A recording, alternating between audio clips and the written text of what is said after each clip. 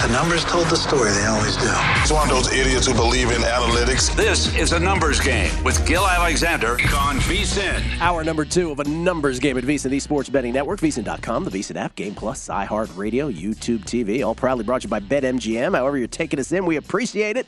It's Gill Alexander. It's Wyatt Tomchek in for the vacationing Kelly Bidlin, who is trying to make his way back across the country. Has he had any travel issues? Do we know? We have not heard from him, so I'm going to say that he's good.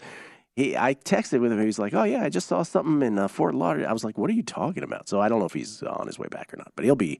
We assume he will be back tomorrow. If I'm in this chair tomorrow, that means I'm win a miss. By the way, how many shows do I have to produce to be the next? 3 months to be a number. All right, I'm 3 shows down. 3 shows down. They don't add up. You have to do them consecutively. Oh, what? Can I get a review on this? You're the judge, jury, and executioner. I believe I'm the dictator on this one. Sorry. Yeah. Still to come this hour, by the way. Wyatt has done a phenomenal job booking this show because we have Will Hill. Will Hill has, 7 plays that he wants to give us here coming up? Feels like it. He keeps texting me every 5 minutes. He's got more plays. The guy's all over the place in multiple sports, so we look forward to that. Adam Kramer on college bowls. Jason Weingarten from Under a Cloud of Smoke. And right now, ladies and gentlemen, he is VSiN's own host of the Pro Football Blitz, a gentleman who was a national champion at the University of Colorado, who was a first-round pick in the NFL with the Atlanta Falcons, caught 422 passes over his NFL career, over 5,000 yards, 26 touchdowns. Count them. And yet is the nicest guy in any room. It's Mike Pritchard, everybody. How you doing, Mike? I'm great. How are you, Gill? I'm doing very well, man. Thank you for absolutely for always spending the time. I have many a question for you as someone who played the game, because we get to this little interesting moment in the NFL season with 2 weeks left where we have all these different situations, and I'm curious over the span of your career how many of these kinds of scenarios you were involved with. Let's take the Jaguars and the Titans, respectively. Neither of them really have to do anything this week. It's all going to come down to next week for them when they play each other. Have you ever been in a situation like that? And if so, what do you think? How do you think Mike Vrabel and Doug Peterson approach this in their respective games against the Cowboys and in the Jaguars case? Who are the Jaguars playing? I forgot already. Oh, the Texans. The Texans, yeah. Yeah. It's interesting. I mean, Peterson's in a newer situation because he's taking over for this Urban Meyer and this team, this young team, and you're trying to create a certain standard.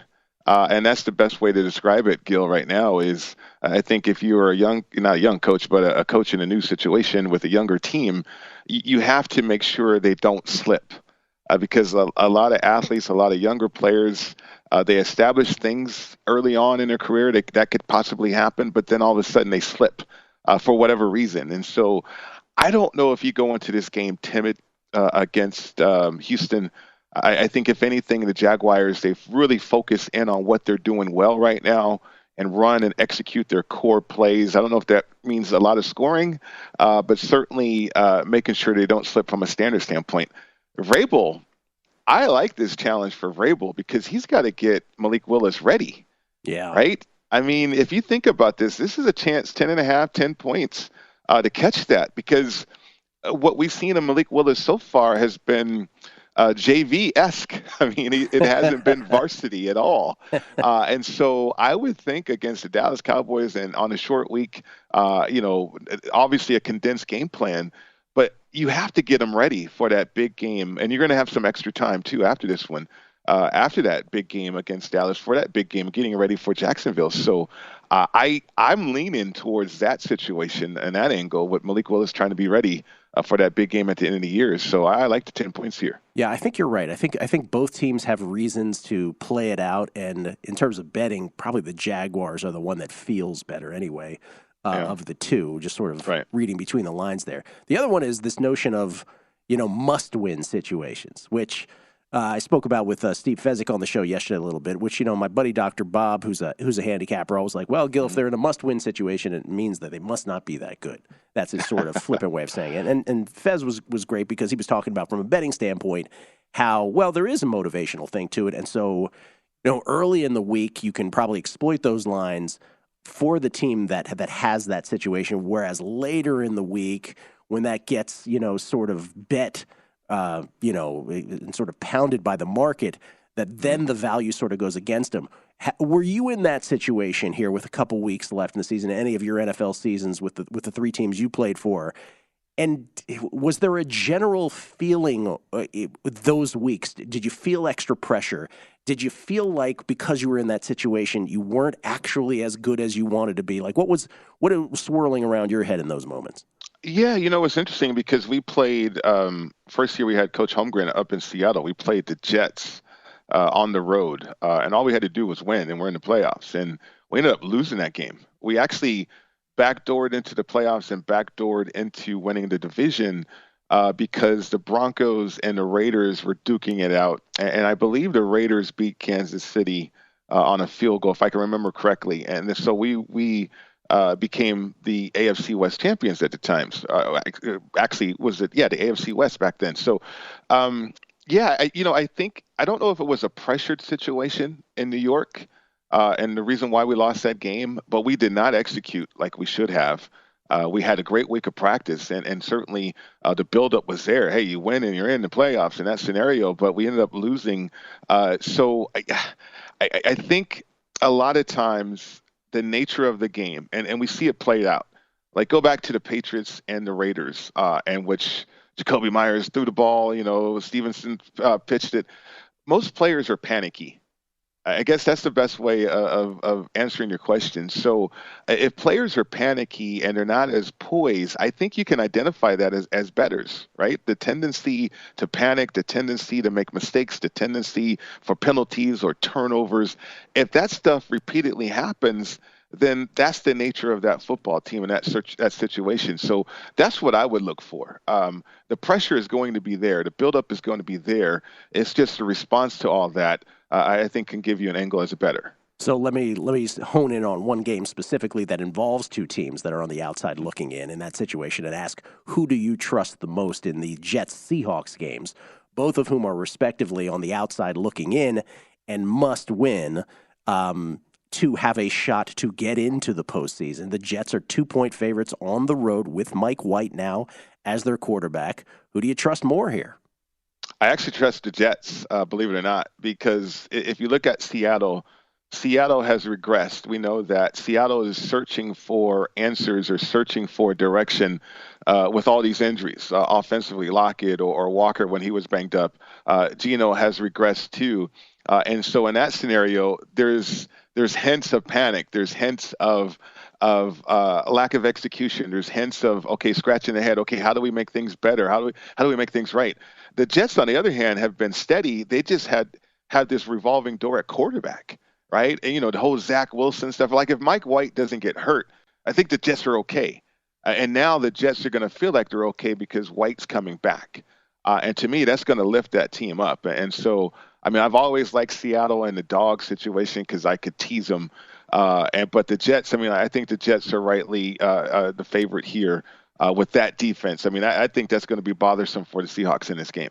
Let me ask you about another scenario because, again, there's multiple situations here with 2 weeks left.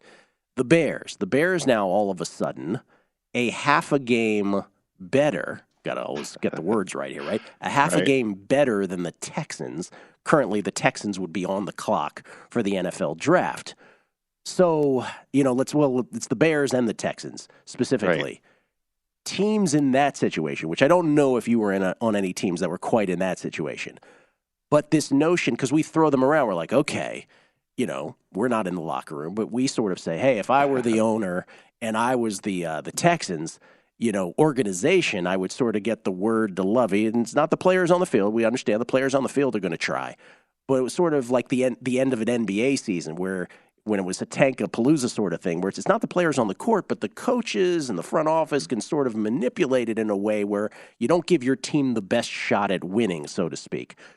Do you believe that the Texans would actually get that word across, or do you believe that that's actually overblown by many of us?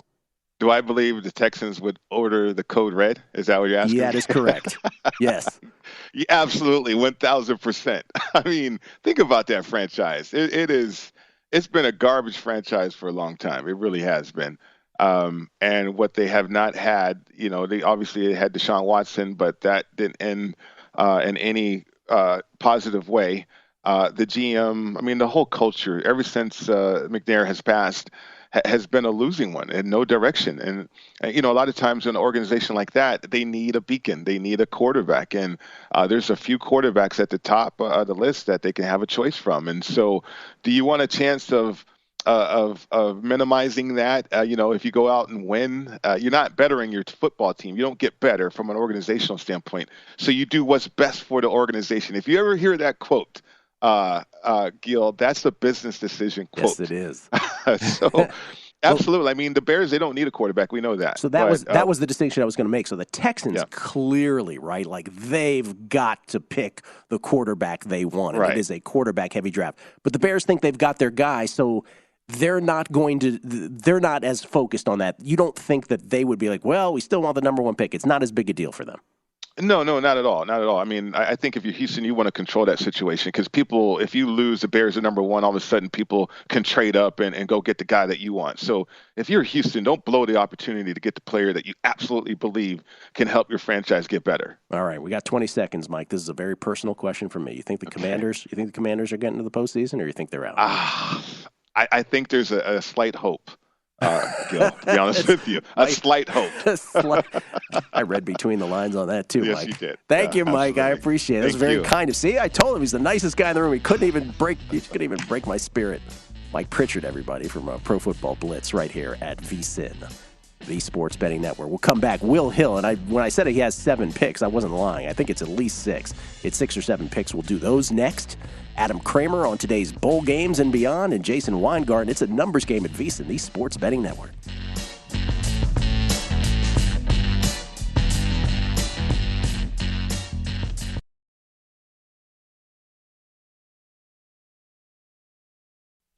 A numbers game on VSiN, the Sports Betting Network. College bowl season is here. VSiN has you covered. We have picks, spreads, and totals for every single bowl game. Head to VSiN.com and check out all our bowl betting coverage. While you're there, now's a great time to become a VSiN Pro subscriber. For only $79, you get access to everything we do from now through the big dance. Visit VSiN.com/subscribe. Ladies and gentlemen, I wasn't kidding when I said he's got tons of picks for us. So without further ado, you can follow him on Twitter at @NotTheWillHill. That's with 2 E's in the "the." It is VSiN contributor William Hilliam, everybody. How you doing, Will? Gilly Ice, what's going on, man? How's it going? Going well. By the way, Gilly Ice got beat on the tennis court yesterday. Just want to point that out. Start out things. Todd? Yeah. But here's the thing with this. So we bet when we play, right? All we do is bet. That's the only point of it. It's like we want to get fit, but we're also betting. I have won so much money from him because he so overrates how much better he is, right? So like he jokes, he's like, you come from a long line of great negotiators, Gill, which is a euphemism for something else. But all I do is win money from the dude. So that's the whole point. But he beat you yesterday. I'm sure he wasn't annoying about it at least. Oh, not at all. Couldn't be. No. Couldn't be less annoying. Please. All right, Will, let's get to it because you got tons of these, man. Let us begin with college football today. You, sir, like Kansas.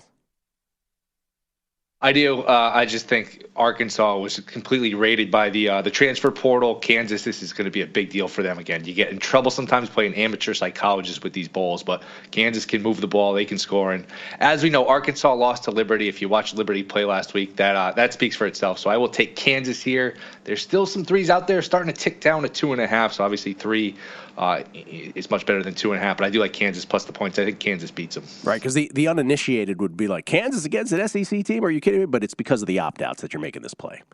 All right, yeah. College hoops, you have a play as well. The Fighting Jeff Parlays are getting 3.5 at Kentucky. It's funny, Kentucky's lost 3 games. They're not, it's not the dominant Kentucky of 5, 6, 7, 8 years ago when Calipari took over, even longer than that. They've lost 3 games, and they're shooting almost 40% from 3. So you figure there's a little 3-point regression coming, especially on the road now. In conference play, probably won't shoot it as well. So Missouri's got a good team. They're 11-1. They buried Illinois a few weeks back. So I like the Fighting Parlays here, plus the 3. I think you can get some hooks out there, plus the 3.5. The Fighting Parlays and Ben Wilson's of Mizzou. Yes, sorry to do that to Ben, of course. Please. Also a grad. All right, let's get to the National Football League in Week 17. You got a bevy of picks here, beginning with one that I immediately bet during guessing lines when the line was revealed, which is Carolina plus 3. You're all about that as well. The Buccaneers are a hideous, hideous football team. How Arizona let them off the map. I know it was McSorley, but my goodness, how many times is Tampa going to do this where Arizona, first of all, there's 4 minutes left in the game. You got a third-string quarterback who doesn't belong in the NFL, and you're snapping it with 18, 20 seconds left on the play clock with the game clock running. Brutal. Tampa they can't continue to get away with this. This is a bad football team. I'm betting this almost out of spite, but I do think Carolina is equal or better than them. And it's frustrating as somebody who has Panthers division tickets. Man, they could have wrapped up the division with a win this week and Philly beating the Saints. The Panthers would be division champs if Arizona just held on. Now Carolina's going to have to win at Tampa, at the Saints. Not impossible. I do think they win this week. Winning that second one, it's almost trickier winning in New Orleans, winning that second in a row on the road. But this is just a fate of Tampa, who is just a dreadful football team. They're horrible. They stink. I like how you phrase that. You're like, they can't keep getting away with this. I love that. Panthers are just a better team, dude. Could you imagine, just think about the postseason. The notion of a team going to play at Tampa versus a team going to play at Carolina. The Carolina game will be fascinating. They would be live to actually compete in that game. I don't know that Tampa Bay would, fast forwarding to a postseason game. So you're all about the Panthers +3. All right, let's go to the Titans. We just talked about this game with Pritch and how, Mike Vrabel's got to figure out what he's got in Malik Willis. You are not bullish, to say the least, on Malik Willis. If somebody wants to give Mike Vrabel my phone number, he can call me. I can tell him what he has in Malik Willis. I've watched him play. It's not very good. My way to attack this, Titans team totals under 13.5. Look, if you score 14 points and beat me, you beat me. I'll live with it. I just don't think that kid, forget not being ready, I don't think he's an NFL quarterback.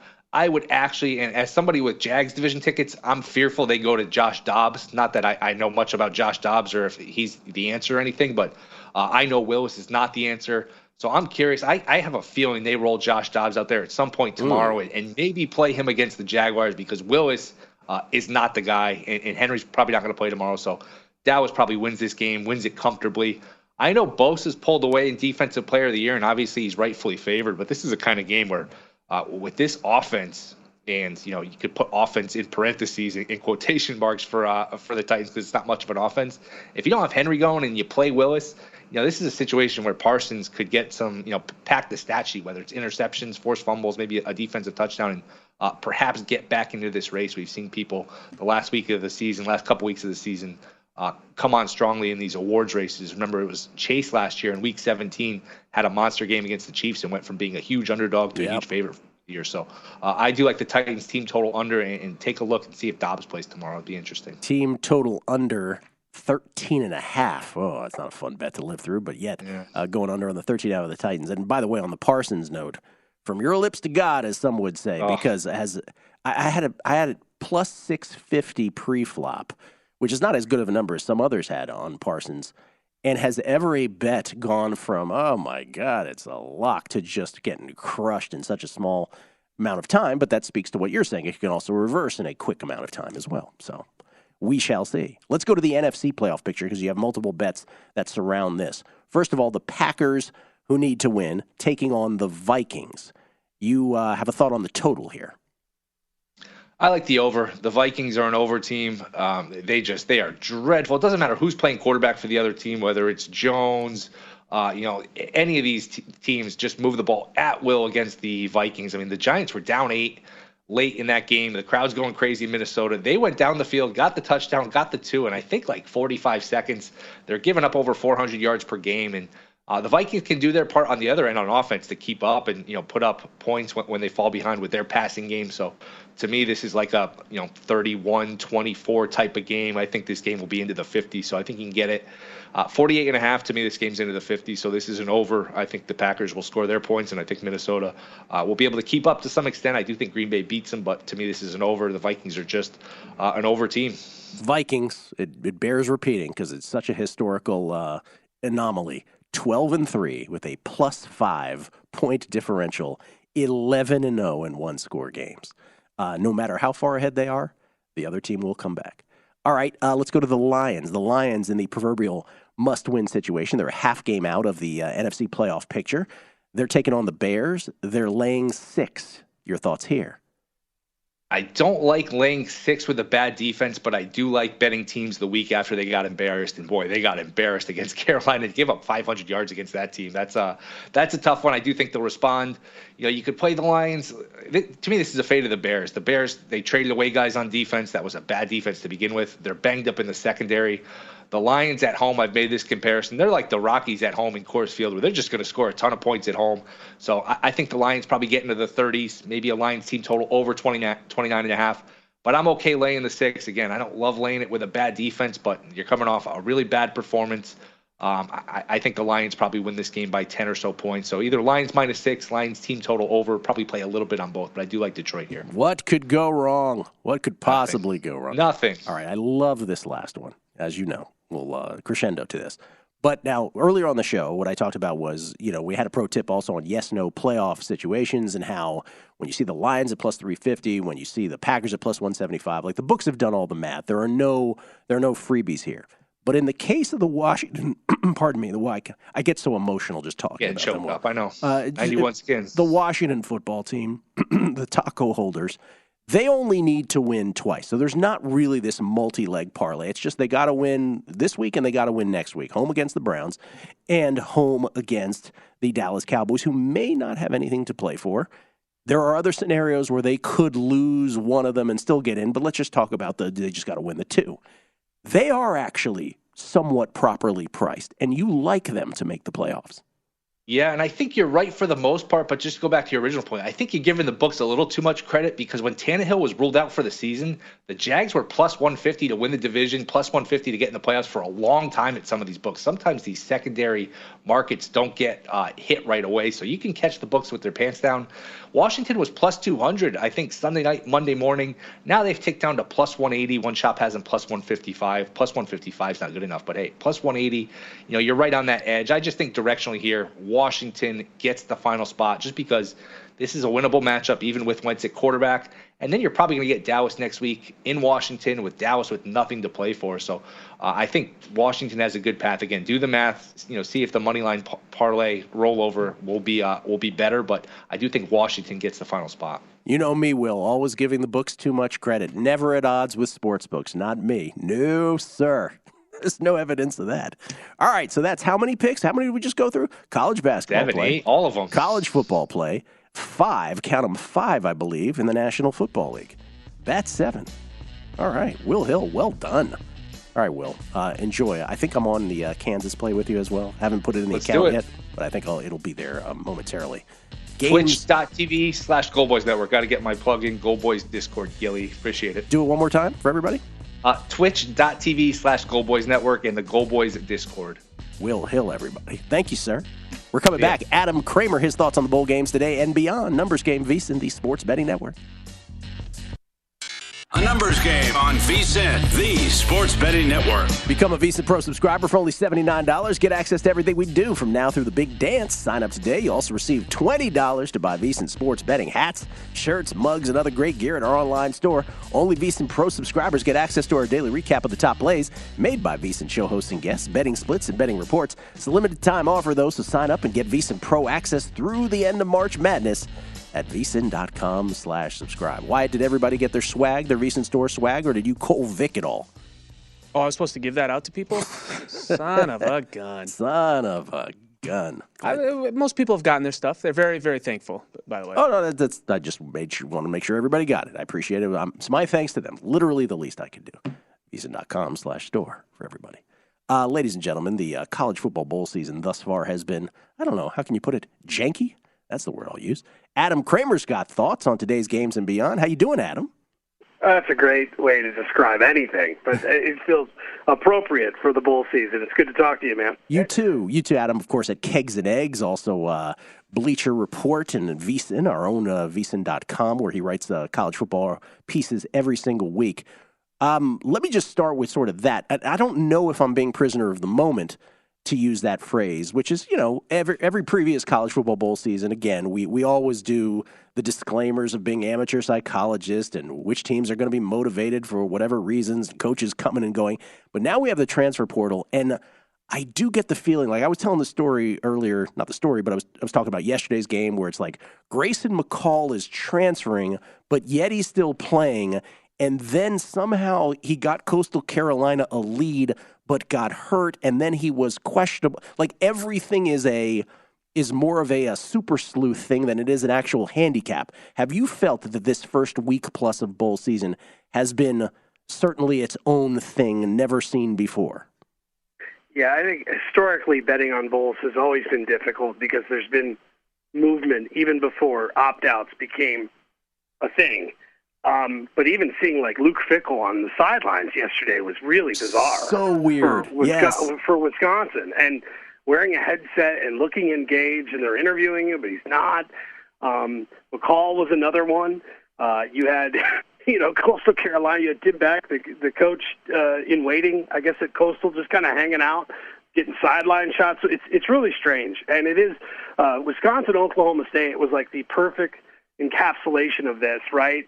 You have new quarterbacks. You've got a new coach, Braylon Allen for Wisconsin. You weren't sure if he was going to play or how much he was going to play. Is he transferring or not? Like, there's so many variables. So it does sound cliche. You and I have talked about it. I do agree. It's very difficult. It's very, very difficult to bet on some of these games. Look at Alabama, right? Bryce Young, Will Anderson Jr. are going to play. Are they going to play? Are they going to play the whole game? Like, seriously, like that's – and I've been asking around about that, and I can't get a good answer. So this is what you're up against if you're betting these bowl games.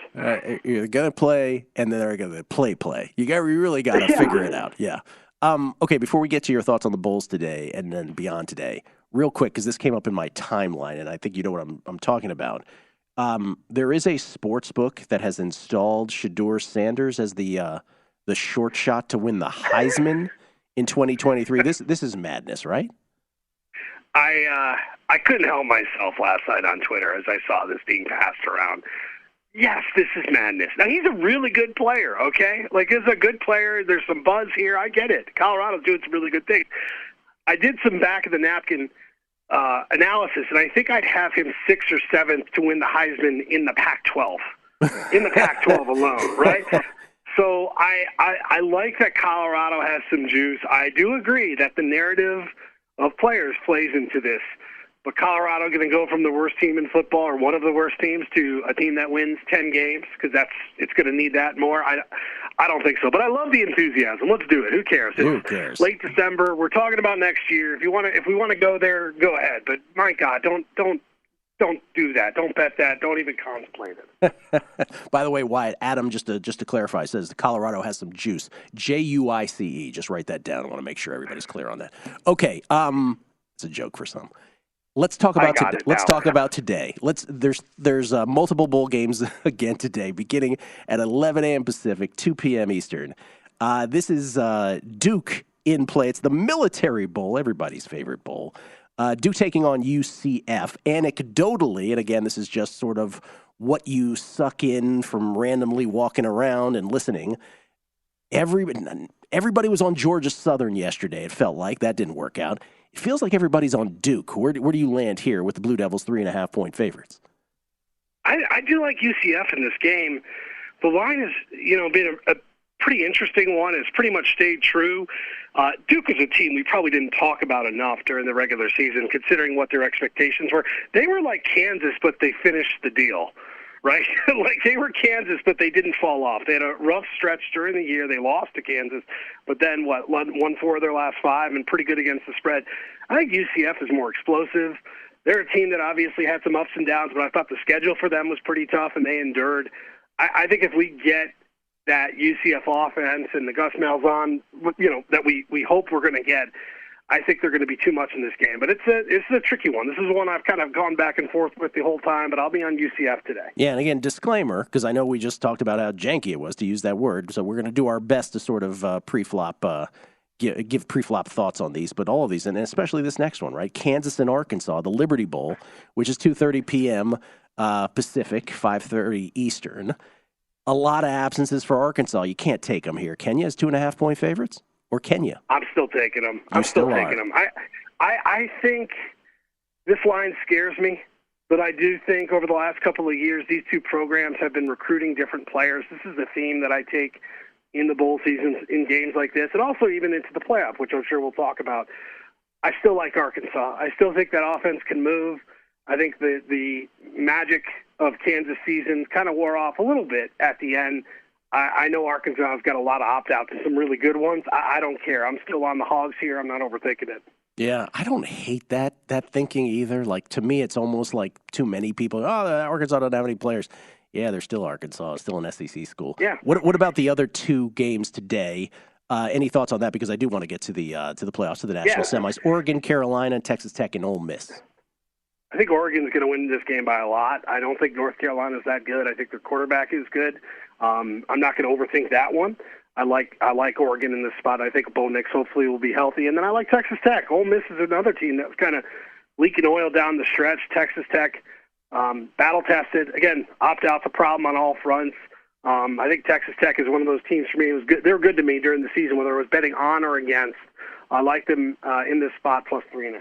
All right, so taking the points with Texas Tech, you are laying the 13 and the 13.5 with Oregon. You would do that? I think Oregon's going to win this game by 3 or 4 touchdowns. Yeah, I think it's going to be ugly. Okay, I can't even remember, Adam, if you and I have had a chance to talk about the semis, the national championship semis, the playoffs on New Year's Eve, which is now just 3 days away. Like, hard to believe we're getting there finally.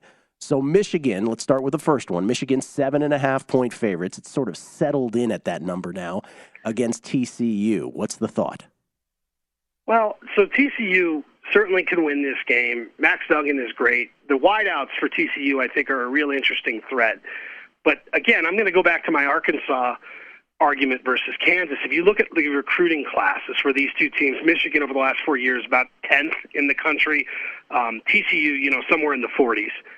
They're just recruit different players. And I think the kind of game that we're going to get, I don't think it's going to be as bad. But when you watch Georgia play Michigan last year, you knew within the first 9 minutes, Georgia had a bunch of dudes that Michigan didn't. And it feels like we could get that game. And I don't mean that as a slight to TCU, by the way. I love the quarterback. I love the story. I just think Michigan might actually be more explosive without Blake Corum, as strange as that sounds when you look at how Edwards has played. And as long as McCarthy doesn't do what he did in the first half against Ohio State, I think Michigan's going to win this game, and I think they're going to win by double digits. We had, referencing him again, Dr. Bob, he said they'll be just as good with Edwards and not Corum, and that has in fact been the case. I hope you're wrong about that, Adam, because I want to see a competitive game, but I fear that you might be right. Yeah. TCU's an awesome story, and I hate doing this because I think it's going to be the very classic public narrative. But roster-wise, you look at it, man. Michigan is just they're built differently than TCU is. All right, we got about 45 seconds. Georgia and Ohio State. Look, I got these Ohio State futures. I'm just still clinging on. They're battered, but we're hanging on to them. I do think Georgia's secondary has some holes. And I do like the over in this game, first and foremost. Let's get this out of the way. If they can protect C.J. Stroud, I think Ohio State has a real chance in this game. Elements won't be an issue. Ohio State has some awesome wide receivers, and they're going to be healthier than they've been in quite some time. I don't think this Georgia defense, although statistically they were pretty good, really good, is nearly close to what we saw last year. I really like Ohio State, and I'm trying not to let my future bias inject those opinions into this. But I've liked them all year, and I think this team, when they're right, they're the best team in football. They weren't right against Michigan. They had a chance to be right here. All right, well, I need a yes-no here. We already know Michigan can beat Ohio State. Can Michigan beat Georgia if that happens? I think they can. Yeah, I think this is Michigan's better and Georgia's a little worse. So I think that'd be a heck of a game, actually, if that were to come to that. Adam, enjoy it all. We appreciate you taking the time, man. Thank you.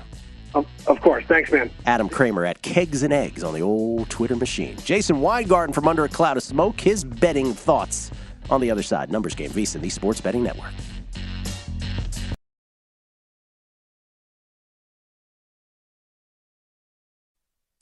Another Numbers Game on VSiN, the Sports Betting Network. Numbers Game proudly brought to you by BetMGM, the king of sportsbooks, unleashing the spirit of Las Vegas with BetMGM rewards. Every time you make a wager at BetMGM, you can earn BetMGM rewards points that you can redeem for online bonus credits like free bets. It's never been easier to join the action on the new BetMGM app, featuring a fresh redesign with improved features and quicker navigation. And if you're planning a trip to Vegas, you can also convert your BetMGM points into MGM rewards points. How about that? That you can use towards dining, shows, and hotel rooms at over 20 MGM resorts located on the Las Vegas Strip and nationwide. BetMGM Rewards, it's sports betting's premier loyalty program, including exclusive offers. That's exclusive offers, incredible experiences, and valuable perks when you wager with BetMGM. Sign up with BetMGM or log in today to take advantage of BetMGM Rewards. Eligibility restrictions apply. Visit BetMGM.com for terms and conditions. Must be 21 years of age or older to wager. Please gamble responsibly. Gambling problem? Call 1-800-GAMBLER. We get tweets at Beating the Book.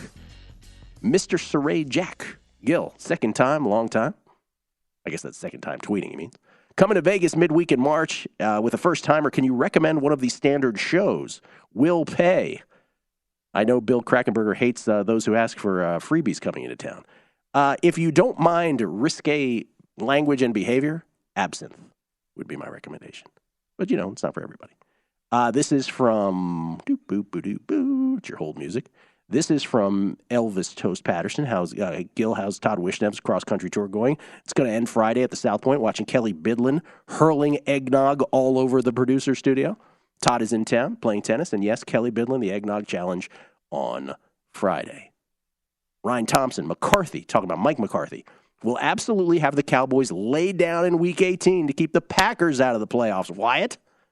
Packers and Lions definitely need the Browns to beat Washington this week. Everybody's got a thought. He won't do that. He's got a street named after him right next to Lambeau. So you don't think he'll do that? Scotty B726 says, I believe Fezzik follows the Dream Crusher theory, which would apply to the Cleveland Browns this week, the week after being eliminated and having nothing to play for, ? This is from Bill Hooker. If Snyder sells Washington, what's the over-under on number of season ticket sales in the week following the announcement? 5 bajillion is the over-under. Does the stadium fit 5 bajillion? I think it does. And Rich PSM, just catching up to the show, can't believe Mad Dog didn't hedge. 1/3 not shopping, unbelievably foolish, but greed never takes a holiday. Talking about Circus Survivor. We have some breaking news. Yes. You want to do the Kelly? Do. Typewriter. Tua Tagovailoa has been ruled out for Week 17, did suffer a concussion. It will be Teddy Bridgewater for the Dolphins. Teddy Bridgewater getting the start for the Miami Dolphins. And again, I guess just from a human perspective, if we can go beyond football for just 1 second here on the show, it is his second time in concussion protocol. We all saw how just absolutely harrowing that first one was. And I don't think harrowing is too big of a word. And so you just hope for a kid like Tua for the best, and that his health is, the main thing. And so, yeah, this is probably the way to go here. Dolphins currently on the inside of the AFC playoff picture. The Patriots on the outside looking in. The Patriots 3-point favorites at home against the Dolphins. This is New Year's Day, Sunday, early window. So Tua Tagovailoa ruled out, as we thought might happen, but there is the official word on that. Pro tip of the hour before we get to Jason. Pro tip? Yeah, let's do a pro tip. We ready for a pro tip, Wyatt? Sure. I'm ready if you're ready. Let's do it. Don't be so quick to buy into the knee-jerk narratives like, hey, the Titans and Jaguars have nothing to play for. Hey, we're all guilty of it. They don't. Their playoff fate will come down no matter what to Week 18. But as Mike Pritchard was saying earlier, hey, look, there's reasons for these teams to want to compete. Mike Vrabel's got to figure out what he's got in Malik Willis. Jaguars probably don't want to, get a hiccup in what has been a really great stretch for them. I think the Jaguars one sort of makes the most direct sense. It's your VSiN Pro Tip of the Hour, the searchable on VSiN.com. We do one every hour, every show. That's at least 20 a day for VSiN Pro subscribers only. From under a cloud of smoke somewhere in Southern California, ladies and gentlemen, it's the host of the Wide World of Weingarten podcast, Jason Weingarten joins us. How you doing, Jason?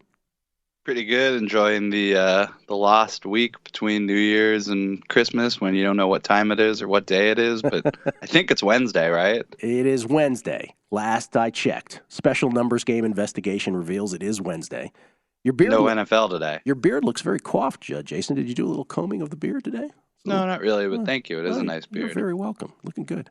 All right. You have a National Football League wager that you have made pertaining to the New York Jets game. What do you got? Yeah, I bet under 42.5 there this weekend. Your reasoning, sir? It's Geno Smith. I like Geno Smith, but it's quite a good defensive secondary that the Jets have. And Sauce Gardner, I don't know if you've seen the stats lately on throwing against Sauce Gardner. Amazing, yeah. Quarterbacks aren't even looking in his direction at this point. So I'm just skeptical that if Sauce is as good as we think he is, that Geno is going to be able to cook this weekend with the sauce out there. I don't know. I don't know if Geno and the sauce are going to mix.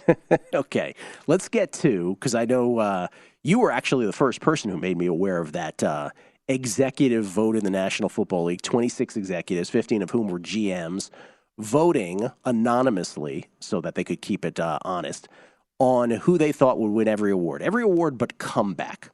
So why don't we start with comeback before we get to that poll? Comeback player of the year, like, what is your best guess at this point? Do you think it's no longer Geno's? Do you think it's Saquon's? What do you think?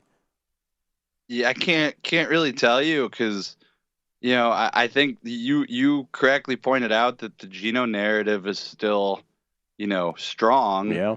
But they've been fading down the stretch. But, what hasn't Geno shown you? Same thing I said about Patrick Mahomes and Jalen Hurts is, has Geno not shown you something that he needed to show you? He hasn't been good enough. Being a Pro Bowl quarterback isn't good enough for comeback player of the year. He has to make the playoffs or something. That makes me think Geno's still the guy, not that I would rush out there and bet it. I'm the same way. I still think he wins it, not that I would rush out there and bet it. Let's get to by the way, he's plus 175 now. Exact same price as Saquon at DraftKings right now, both at plus 175. Christian McCaffrey at plus 250. And last Friday. Saquon's on the record saying his own teammate should win it. So the Nick Gates angle is what you're referring to there. I mean, nobody else thinks he's going to win, so I'm beating a dead horse, but he's the only guy who's actually coming back from anything. And then Derrick Henry. If you look at Derrick Henry's numbers, he played like 8 games last year, came back and just played so well this season again. It's like we kind of just overlook Derrick Henry when he rushes for 13 touchdowns and 1,300 yards or whatever it is he does every year.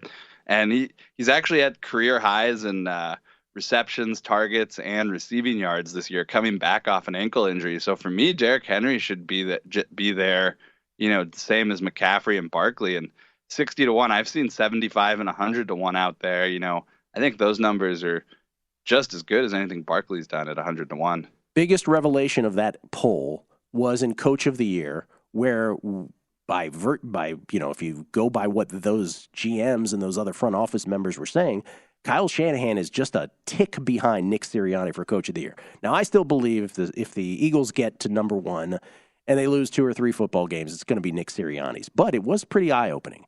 And Shanahan's numbers crashed.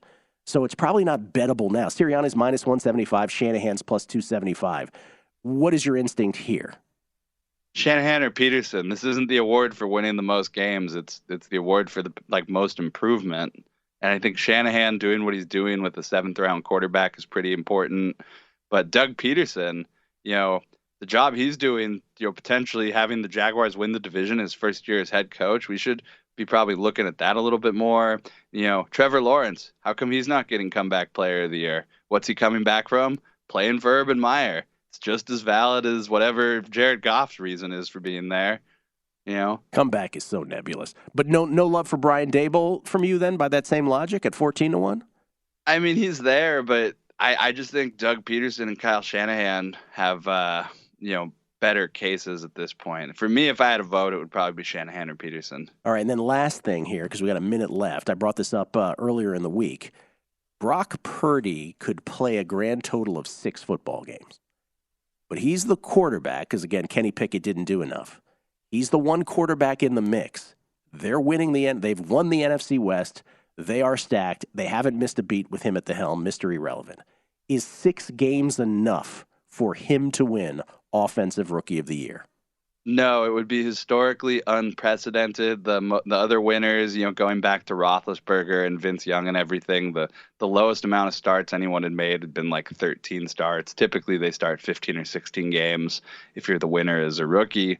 The thing to keep in mind here is Garrett Wilson hasn't done enough. Kenneth Walker hasn't done enough.